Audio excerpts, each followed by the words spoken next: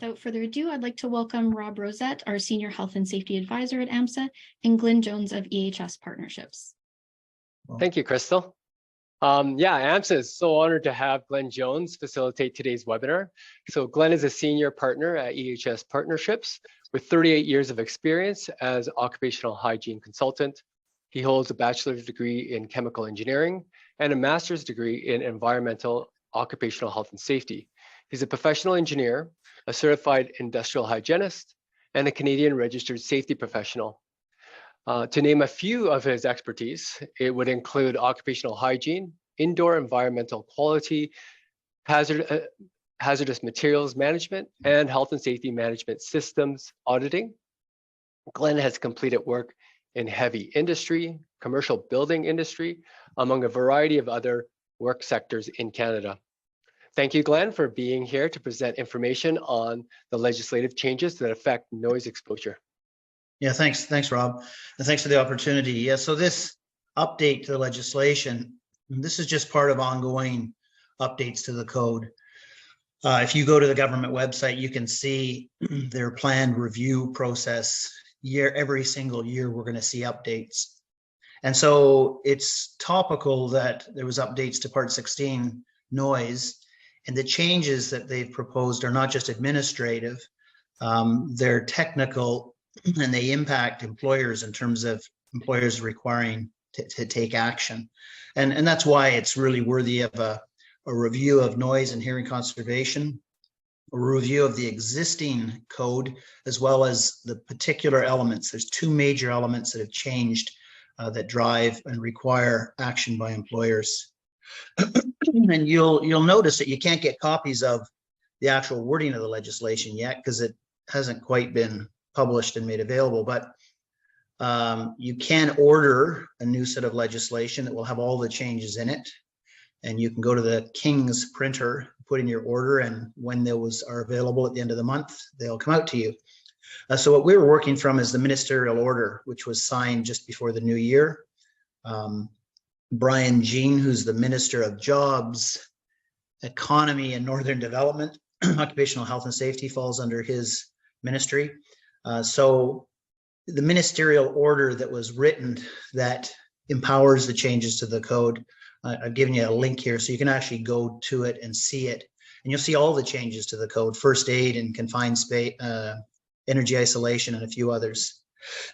So what the government has done for us is they've taken the Ministerial Order and they've created this little bulletin.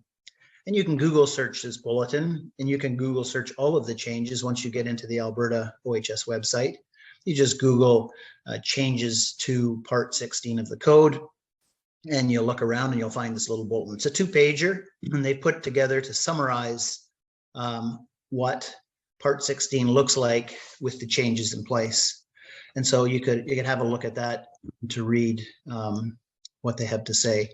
What I've done is I've taken the Ministerial Order and I've provided the exact wording that you're going to see in the new code so that we can speak specifically. I find this bulletin is very general, but the code itself, the Ministerial Order, is what I've used to build out this presentation.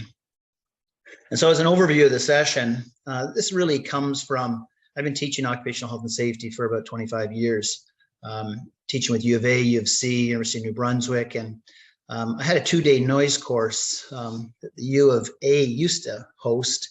They discontinued it at some point.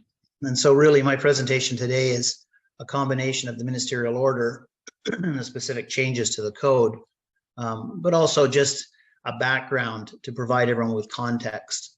It wouldn't make sense just to say, here are the two new changes without providing a broader context. And that's what I've tried to do here. I want to talk a little bit about noise hazards and how we hear, and how we lose our hearing, and what the code says, like we need to do an assessment. And I'm going to talk about how you're supposed to do this assessment. How do you measure noise so that you can build a control strategy, again, following the hierarchy of controls. So we're going to talk about control strategies. Inevitably with noise, we end up with hearing protective devices, HPDs, whether that's plugs or muffs or semi-oral or custom molded earplugs, all different types of devices. I'm going to talk about fit testing, the requirement to fit test hearing protection. And then really a capstone kind of discussion on what's a hearing conservation program look like. If you have noise in your workplace, the program in place to ensure that you're meeting the requirements of the legislation and protecting your workers would be all under the context of a hearing conservation program. That's the terminology I use. We'll talk about some other terminologies used in the code. And then the last slide is what's the employer's action? If you are an employer and you have noise in your workplace, which would probably apply to most employers, given these changes to Part 16 of the code, what action should you be taking to ensure that you meet these requirements and you can be in compliance with the legislation? So some foundations. So recognizing noise hazards. Noise is actually a pressure wave. It's a pressure energy. And we think about two types of noise from a Part 16 perspective. Noise is the sound that can cause harm to your hearing. There are other noises in the workplace that can be irritating, can be a particular pitch, but the energy of the noise is not sufficient to cause hearing damage. So Part 16 of the code applies to the types of noise that has sufficient energy to cause noise-induced hearing loss. And so when we talk about noise, that's the type of noise we're talking about, high energy noise that can cause hearing loss. And so noise is actually a pressure fluctuation. Very subtle pressure fluctuations in the air is what a sound is. And your ear is a highly calibrated pressure measuring device. And so when those very slight changes in pressure reach your eardrum, and through the complexity of the ear, you're able to interpret those as sounds. And the ear is quite amazing in terms of your capacity. Like, you are able to hear very subtle sounds. Like, for example, at my house, when someone comes in the front door, I can tell you if it's my wife or which of my daughters it is, because I can hear the difference in the way they walk. And that's amazing that the brain can interpret such subtleties in sound. When we think about noise, we measure noise on the decibel scale. And so decibel, dB, is the abbreviation for decibel. And so we measure noise, and noise is regulated in dBA, decibels on the A scale. And I would say the difficult part of understanding noise is that the decibel scale is a logarithmic scale. So the legislation says workers that cannot be exposed to more than 85 decibels. That's the occupational exposure limit, you could say, or the threshold limit for compliance. A change in 10 decibels is 10 times as much energy. So if you're sitting in your busy office and the background noise level is 50 decibels, if somebody comes in and starts talking and has a big conversation, and the noise level goes up to 60 decibels, that's actually a 10-fold increase in sound energy. And so thinking about noise in the workplace, if you're standing next to that pneumatic chipper that's producing 100 decibels, or instead if you go to a concert and stand a little bit too close to the speaker stack where the sound is 110 decibels, 110 is actually 10 times as much energy as 100. So that's a confusing thing for people. Very small changes in decibel level are very big changes in the incident sound energy. And so a 10 decibel change is 10 times. A 3 decibel change is a doubling in sound energy. And so just remember that, because it's important in terms of the change to the code. So how your ear works is the outer ear, we call that the pinna, the cartilage attachment to the side of your head. Its purpose is to focus those sound pressure waves into the ear canal. And as the waves enter the ear canal, they will hit the eardrum, and the eardrum will then move back and forth as the pressure varies from the sound. And the movement of the eardrum will cause the 3 bones of the middle ear, the malleus, incus, and stapes, or if you don't like Latin, we call it the hammer, anvil, and stirrup, will cause those bones to move back and forth. And then the stirrup taps on what's called the oval window of the cochlea. And so the cochlea is the interface between movement and sound pressure and nerve impulse. The cochlea is filled with a gel, and there are hairs in that gel. And as the oval window is tapped, there's a vibration goes through the gel, and those hairs move, and each hair has a nerve ending attached to it. And so when the hair moves, it sends a impulse to the brain, and the brain recognizes it as a sound. So quite a remarkable little system we have there. And so it's quite remarkable to me that we still have people losing hearing. And part of the reasons I have listed here, we continue to see noise-induced hearing loss in the workplace. Noise-induced hearing loss doesn't happen overnight. It requires chronic exposure. A little bit today, a little bit tomorrow, or maybe continuously all day, every day. And over a long period of time, you lose your hearing. There's really not a big correction for it. And the challenge that I see is we as safety people owe a responsibility to our employees to help protect them from noise-induced hearing loss. Inevitably, noise-induced hearing loss happens later in life, typically in your 40s, 50s, 60s, and beyond, depending on how much noise you've been exposed to. And you don't really see it happening. And often people accept hearing loss, like the older generation would accept hearing loss as just part of earning a living. But here's all the different reasons that I could think of. And hearing loss remains a problem in Alberta. Somebody asked the question, why are these changes coming now? And the changes are coming now because the Workers' Compensation Board are saying, what is going on that we understand noise? We have a capacity to measure it. We can put in a control strategy to prevent overexposure. And yet we continue to see new and more cases of noise-induced hearing loss. And we can do better.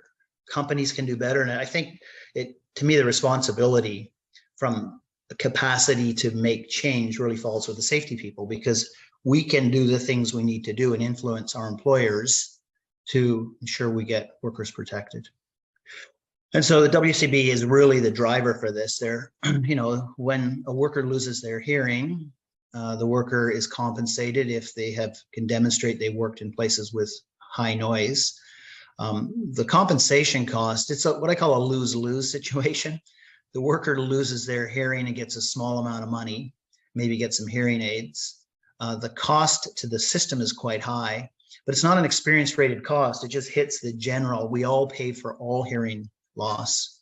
And so that's one of the reasons why a lot of employers have not, I guess, taken up the charge to try to stop noise-induced hearing loss, is because they don't see it on their experience rating. If they have an employee or 10 employees lose their hearing and those employees are compensated, the costs don't hit the employer's experience rating. They're pooled and we all pay for them. And so it's something I guess you could say we as a society have to figure out, or as a safety community have to figure out, because it's not really difficult. We just need the attention to it.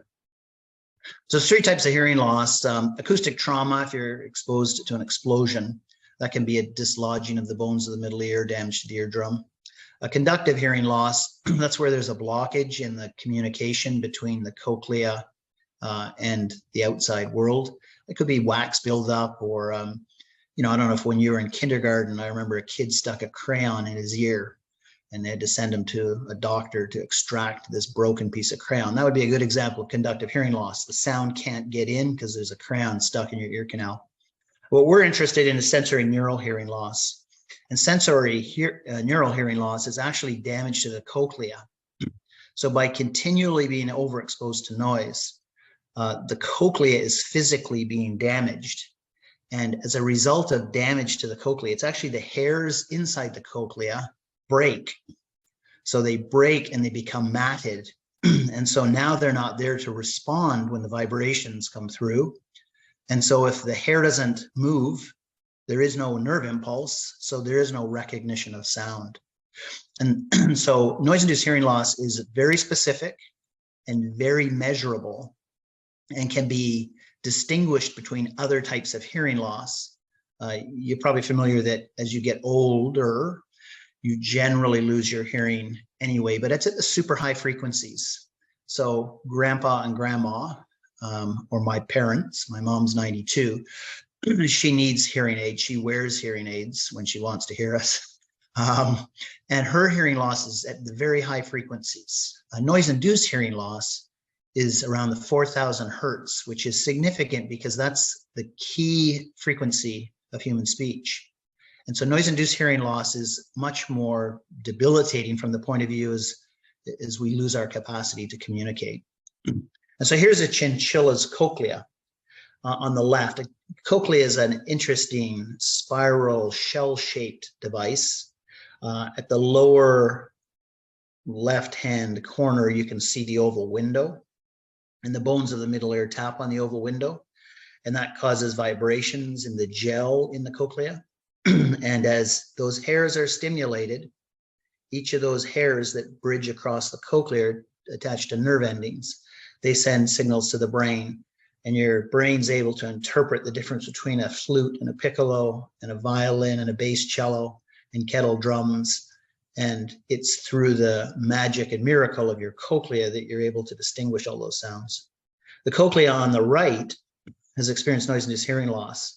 And so you can see in this one particular area, and it's interesting, it happens in a particular area of the human cochlea associated with the 4,000 hertz frequencies, that those hairs are broken, matted, and as a result of that, we end up with no hearing in that area. And that's what noise-induced hearing loss is. There's other effects of noise exposure too, and these are starting to be better understood as time goes on. They affect your cardiovascular system. Noise is stressful. Noise causes stress. It causes tightness in your muscles. If you walk into a super high noise area without hearing protection, you'll tend to sort of squint and tighten up. And so they've really started to note that aside from noise-induced hearing loss, high noise exposure is associated with other health effects. And so there's other reasons around, beyond temporary and permanent hearing loss that we should care to protect our workers from noise exposure. So let's have a look at a little bit of the legislation. This part of the legislation is not changed. The main duty is to reduce, the hierarchy of control says eliminate noise. And so the legislation is consistent with it. Our first obligation is to not have workers be exposed. And that would be good if we could. But in a lot of plants, it's really hard to completely eliminate the noise or contain it or control it. And so we have to go beyond elimination. But they also say, if you're building a new facility or you're putting in a new compressor or you're designing a facility, you should design it so that levels are below 85. So 85 is the occupational exposure limit for noise, or the threshold limit value for noise. And of course, in a lot of workplaces, we can't keep noise levels below that. And so that's what the code says. Workers are not allowed to be exposed to more than 85 decibels integrated over their work shift. And obviously, if you work a longer shift, there's a shift adjustments, and it's got to be measured in accordance with that 85 level.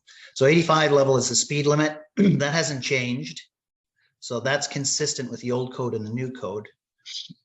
But what has changed is the rules around your obligation as the employer to assess noise. And so the new code reads as follows. If workers are maybe exposed to noise in the work site in excess of 82 decibels, you have to undertake a noise assessment. It used to say 85. And so now what they've done is they've reduced by 50% the threshold at which you are required by Part 16 of the code to undertake an assessment. So that's one of the first major changes. So basically 82 is a really low amount of noise.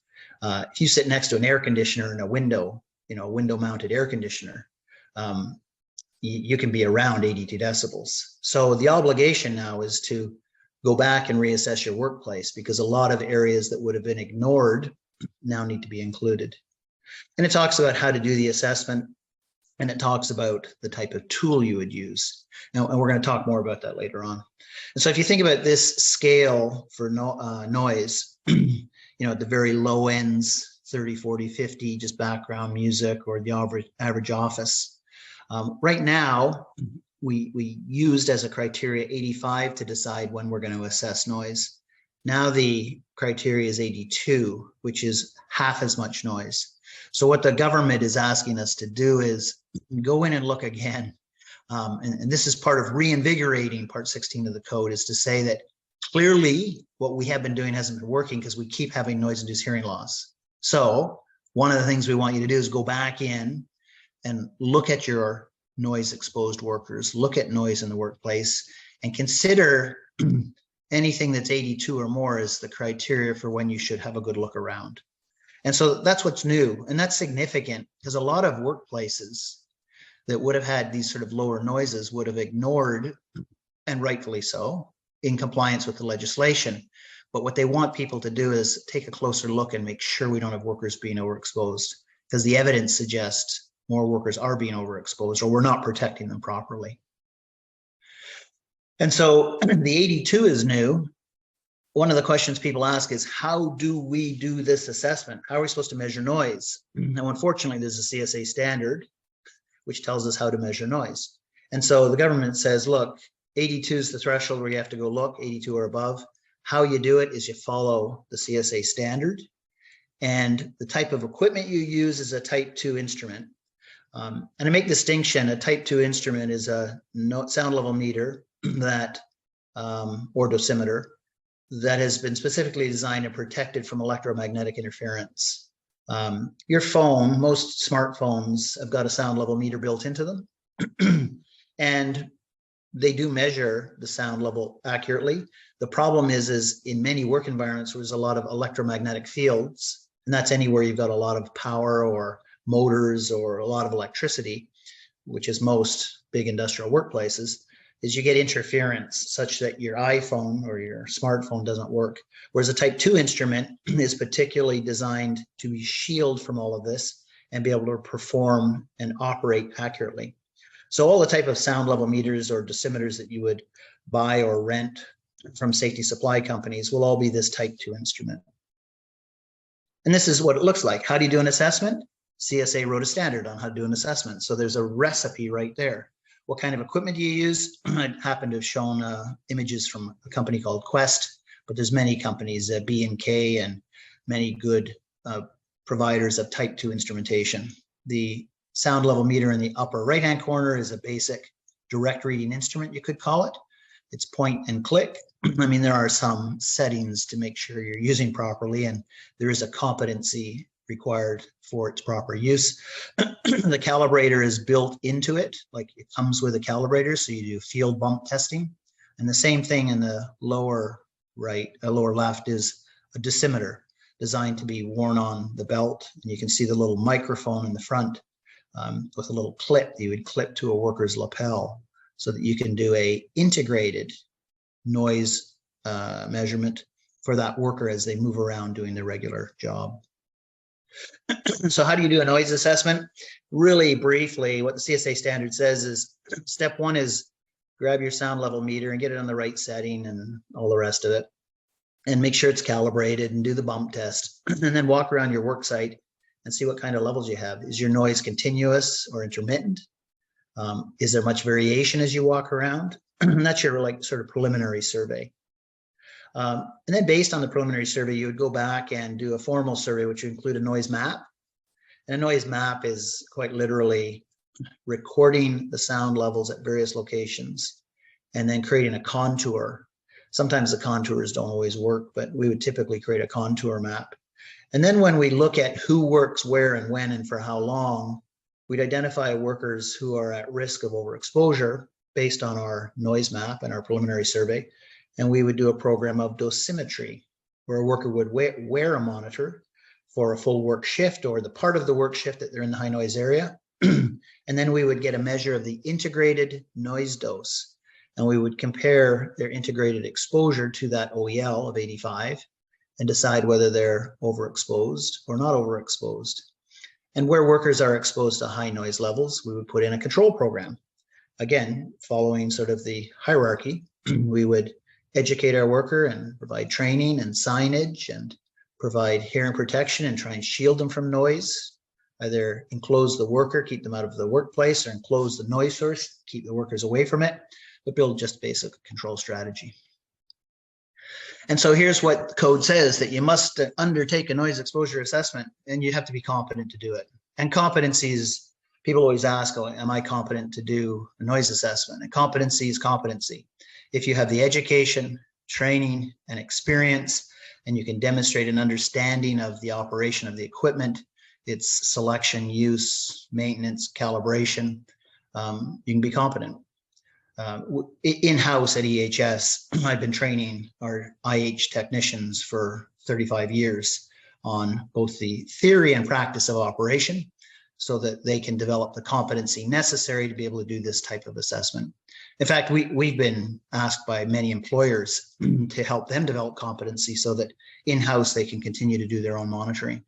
And that's quite a basic process, but we can certainly support that.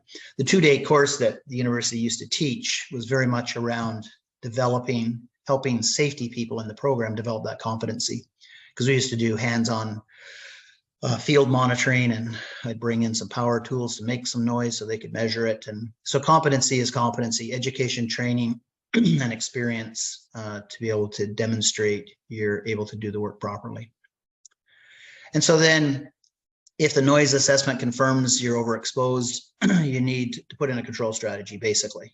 It's, you got to make the measurements, you got to build a program, you got to educate people, you got to train them, you got to talk about your methods. You got to put up some signs. You'll probably end up with hearing protection. And so nothing more than any other control strategy following the hierarchy of controls. The key thing is they want nowadays to do an annual review. And so really you should be updating your assessment, your measurements, your strategy, your hearing conservation program. And of course, workers that are overexposed have to participate in audiometric testing, and there's nothing changed in the code about audiometric testing.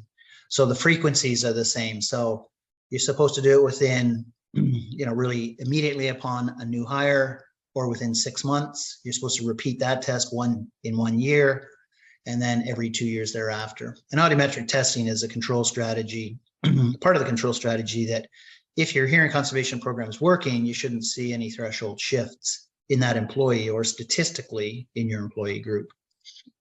So that none of that's really changed. And so really what they're saying is, if you have noise in the workplace, you need a noise and hearing conservation program. I've always called it a hearing conservation program, HCP. Some people call them noise management programs. Some people call them hearing loss prevention programs. I like to take the positive view. Excuse me. So part of your noise control strategy will inevitably involve hearing protection. So the code, this hasn't changed. None of this has changed. If you're going to provide hearing protection, you have to provide hearing protection that meets the requirements of the CSA standard. And you're probably pretty familiar with your choices. You've got A and B and C rated muffs. You've got a range of plugs. Many of them are A class, some are B, and you've got something like a semi-oral device, that half hoop on the upper left-hand corner. That's a C rated, we call them semi-oral devices. And so any devices that you're using would be CSA rated. So they would be either A, B, or C. And in some cases, we'll see US branded product. In the US, they use a different system called NRR, noise reduction rating. And there is a way in Canada to take the NRR data and convert it for classification by CSA. I usually just recommend employers to ask their supplier to please provide them with CSA rated equipment, or do the NRR conversion for you. It's not really difficult to do, but it is easy to make errors making the conversion. And that may result in maybe selecting the wrong hearing protection. And so this is the table. This comes from the legislation. If you're less than 90 decibels, A, B, or C works. When you get into the higher noise areas, you need an A-rated device. And if it's super high levels, you end up with muffs and plugs. And when the noise gets really, really crazy over 110 decibels, it's a combination of muffs, plugs, and reduction in time. Because what happens is even with muffs and plugs, the noise levels are so high that your cochlea gets dosed through your skull. It's quite remarkable to think. But that's why if you think about a fighter jet pilot, they wear those full helmets with face masks. And so the helmet is actually acting as an enclosure to protect the whole head from noise. But anyway, this is the rating system in the code. So we need to figure out what sort of hearing protective devices we should use based on our assessment. And then we need to educate workers in how to wear them properly. And that's a new change to the code. Now, and this is the second change. The first change was the threshold at which you have to do an assessment was lowered from 85 to 82 decibels. This is the other change, that once you determine you have high noise and workers are wearing hearing protective devices, you're required to fit test them. And how do you fit test them? There's a CSA standard on how to fit test them. You might be familiar with fit testing from respiratory protective equipment, where there's a challenge agent, whether it's quantitative or qualitative. It's the same with fit testing hearing protective devices. There are both quantitative methods and qualitative methods. And the legislators don't really care which you use. I mean, I was chatting with Diane Radnoff, who's a senior person in OHS. She's an industrial hygienist and very involved in this OHS code update. And she was saying that quantitative fit testing, she called it the gold standard, but that qualitative fit testing is also in alignment and will meet the requirements of the code. So let's look at what fit testing looks like. When I used to teach this course, I would always hand out earplugs and have the students put their earplugs in the way they would normally do it. I can tell you 80% of the people didn't do it properly. 80% of them did not insert the plug sufficiently to give full attenuation. And what that means is, because you don't have full attenuation, when you go out to the workplace, you are actually being exposed to too much noise. And that's why we keep having hearing loss, is we're giving people equipment, we're not showing them how to use it properly, and we're not enforcing the proper use of it, such that although we have earplugs in, they're not being worn properly to attenuate the noise to protect our hearing. And so it really requires that you turn that plug down until it's fine enough to push it in your ear, and you hold it in your ear behind the little cartilage lump. Most people have this little cartilage lump at the front of their ear canal. And you hold it there until it re-swells and fills the ear canal. And if you don't get it in all the way, as it swells, it pushes itself further out. And that's why we see when we go to the workplace, and probably when you go to the workplace, you'll see workers wearing hearing protection, but they're not wearing it properly. If when you look face on to a person, if you can see their earplugs, they're not wearing it properly. And so the issue is either it's ignorance or a lack of education and training, or it's simply a lack of compliance, that we allow our workers to be overexposed to noise by not wearing hearing protection properly, that creates the hearing loss risk. So what the government is saying is you got to educate and train your workers, and you got to show them how to do this. And that's why they're saying fit testing. They're saying that at least if we fit test, like with a respirator, we know that at least at one point, when that training, education, and fit testing happened, that the worker knew how to put their earplugs in properly. And we're hoping that on an ongoing basis, there'll be enforcement of the proper use of hearing protection. And that's the goal. If we can get hearing protection out into the workplace, and if we can get workers to wear it properly every day, we will end up with protected workers. So there's two systems available for quantitative fit testing. One of them is 3M, and they use a ported system. Their system only works if you happen to use, if your employer happens to use 3M hearing protection. But there is a system to quantitatively fit test. And basically the way the system works is they have a little device you can see in the right corner here. The plug is in the worker's ear the way it normally would be. And then the worker is exposed to noise, and the microphone on this little red device by the eyeglasses is measuring the amount of noise outside the ear, and that ported little tube is measuring the amount of noise that gets inside the ear. And the difference between the two of them is the attenuation, and that is your quantitative fit test, is how many decibels of attenuation you get. So 3M system only works if you buy 3M hearing protectors, but 3M is a big company. Many of you may be subscribers to 3M's equipment. If you use other types of hearing equipment, or even with 3M, this is another type of equipment called VeriPro. And it's been around for a long time. VeriPro, we've used it for about 10 years. We did some very big projects about 10 years ago, doing a lot of fit testing of hearing protection.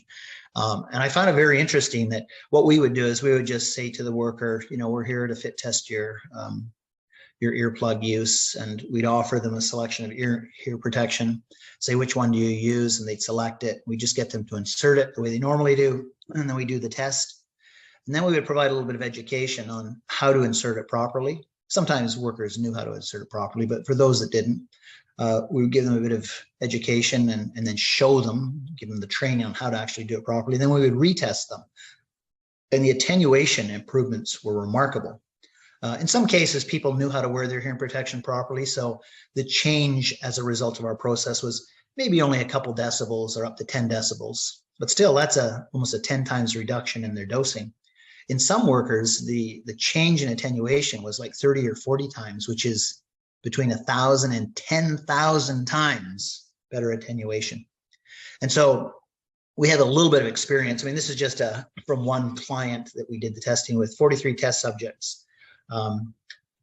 13 of them were effectively wearing their hearing protection properly, because with our little training and education, they got a little bit of an attenuation improvement between 1 and 10 decibels. But at the far right, you can see we had 10 workers, 10 of the 43 test subjects. As a result of our reorientation, they were getting more than 20 decibels, more than 100 times better attenuation.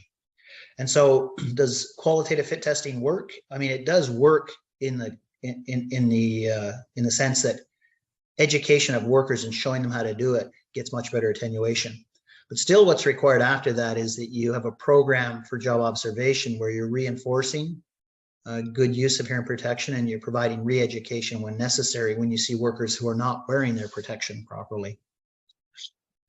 And so really, fit testing is about making sure that they have got proper insertion of the plug into the ear canal, and that they're not having them hanging out the way it's shown in this picture. I mean, this is what you'll see in the workplace. You have workers stuff their plugs in sideways on the far left here. And then, of course, in the middle there, you've got a worker who's got some penetration of the ear canal with the plug, but you don't have enough penetration for full attenuation. So you're getting exposed. And then the correct insertion is to get that plug in and behind the cartilage lump. And workers are often concerned that, oh, I'm afraid if I push it in there, it'll hit my eardrum or something. Believe me, the manufacturers of hearing protection equipment have got it figured out. They know the anatomy of people. In fact, there's some companies that sell small, medium, and large earplugs, so that if you try a small plug and it seems too loose and is not a good fit, you just step up a layer, step up a size. And similarly, if you find it too tight or it hurts, you can step down a size. Some are one size fits all, but the key is proper insertion in behind that cartilage lump. So audiometric testing, I mentioned, there's really no changes in the code to audiometric testing. Basically, you're supposed to do a baseline as soon as you hire an employee within 6 months, and then you do another test 12 months after the baseline, and then every other year. And if your program's working, you'll see no threshold shift in any worker. And then statistically, through the audiologist, they'll be doing statistical analysis of your company's audiograms, and they should also be able to show no statistical loss in the population. And that's showing you that your program is working. And most people are familiar with audiometric testing. You're basically challenging the worker to find their threshold of hearing across a range of frequencies. And so it needs to be a booth-mounted system, whether that's you go to an audiologist's office or whether they bring the booth in a truck or trailer to your work site. Background levels in an office are too loud to do a proper audiometric test. So it needs to be in a sound-controlled booth, either truck, trailer, or office mounted. And this is a classic noise-induced hearing loss audiogram. In the left ear, this worker has got a loss of hearing, meaning the threshold at which that worker can hear is 55 decibels. That's a lot of noise. And the reason you need that much noise is because he's damaged the cochlea, And in order to stimulate that mat of hair that we showed you, you need a lot of energy in there. So this is a classic 4,000 hertz notch, and this is very classically noise-induced hearing loss. If the loss had been as a result of old age, the biggest loss would have been at 8,000 hertz and above. And so we tested 8,000 and then 16,000 hertz. It's just not shown in this audiogram. So this is very classic WCB claim supported audiogram. And so often during audiometric tests, they take a case history as well. So they'll ask about other conditions. And so there's good value in audiometric testing. Anytime you're checking in with a healthcare provider or getting your workers to, it can be valuable for you and the employee. And so audiometric testing is an important part. There's no real changes in the code. Workers that are at risk of overexposure based on your assessment need to be part of the audiometric testing program. I should say they need to be part of the hearing conservation program, and part of that is audiometric testing. So your action plan moving forward. An employer, to meet compliance, needs to do the following. So what I'd say is, like, lots of people have done some noise assessment. These changes usually just mean that you're revisiting your data, revisiting your hearing conservation program, re-educating and training your workers and fit testing them. So this is what your action plan needs to be from my point of view. So get out all your old noise data and see what's changed. Maybe you have new equipment. Maybe workers spend more or less time in different areas. And so what you should do is look at what you have done. Maybe your data is good, just depending on how it was done and when it was done. Maybe and maybe not much has changed in terms of noise. But really, most employers should undertake some kind of instantaneous noise measurement during normal and upset conditions. And so even if you think things are good, it probably makes sense to freshen your noise data pool and make sure that you've got some evidence. And so it's partly a duty of care, partly due diligence. If a regulator was to come in, they might ask the question. I'm personally not seeing OHS running around shutting workplaces down after March 31st. I think it'll take more than a year to implement. And as with most things in Alberta, the regulator has a soft touch where they encourage people towards compliance. It's only when employers are not being cooperative that they use the voluntary compliance orders and stop work orders and things like that. So I see a soft launch of this with the idea of supporting employers to do the right thing and make their assessments. And so after you do your instantaneous noise measurements during normal and upset, you can make your decisions about, should we noise map? If noise levels are generally pretty consistent, you noise map. If they're highly variable, you have to jump right to dosimetry to do integrated noise measurements. But get some data and then figure out which employees are affected or potentially affected and need to be included in your noise and hearing conservation program. And so now is the time to introduce one if you don't have one, or just to reintroduce it. So it's retraining of employees, educate them on how to wear their hearing protectors, undertake that fit testing, put in a program of job observation to watch workers in the workplace and support them when they forget to wear their hearing protection or don't insert it properly. There's an opportunity to remind them, maybe at a toolbox talk, without singling workers out, and try and support them to wear their hearing protection properly. And I think that takes me to the time that I committed.